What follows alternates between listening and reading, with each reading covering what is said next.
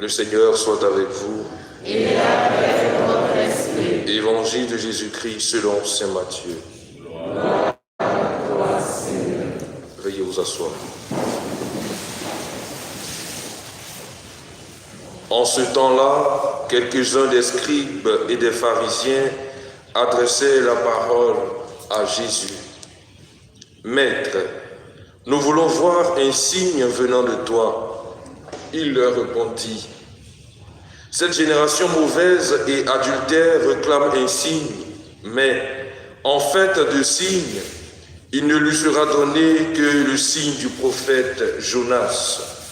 En effet, comme Jonas est resté dans le ventre du monstre marin 3 jours et 3 nuits, le Fils de l'homme restera de même au cœur de la terre 3 jours et 3 nuits.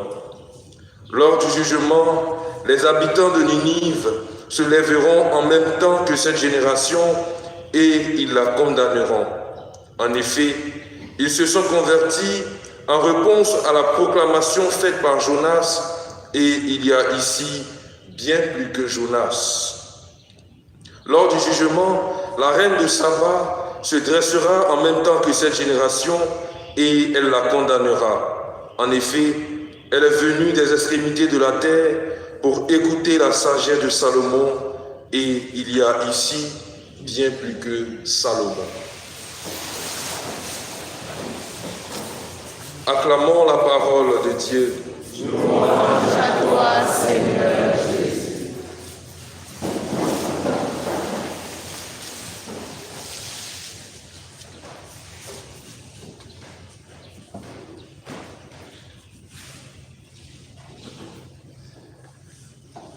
Maître, nous voulons un signe venant de toi. Cette génération est une génération mauvaise. Elle réclame un signe. Frères et sœurs, Jésus s'adresse à des gens qui savent presque tout, mais manifestent ici leur mauvaise foi. Cette adresse du Christ nous concerne tous à plus d'un titre. En effet, l'Église n'est pas à comprendre comme une réalité purement humaine où nous venons manifester nos égoïsmes et nos mesquineries. C'est pourquoi la réponse de Jésus se veut claire, transparente et sans ambiguïté. Quand bien même que Dieu fasse tout pour nous, nous demeurons d'éternels insatisfaits, abonnés aux récriminations interminables. Frères et sœurs, à la prédication de Jonas, les habitants de Ninive se sont détournés de leur conduite mauvaise, ce qui amène Dieu à renoncer au châtiment dont il les avait menacés. Et nous, aujourd'hui, oui, nous aussi, nous sommes appelés à la conversion. Et cette conversion ne doit plus être mue par la peur, mais par l'amour de Dieu à nous manifester en son Fils Jésus-Christ.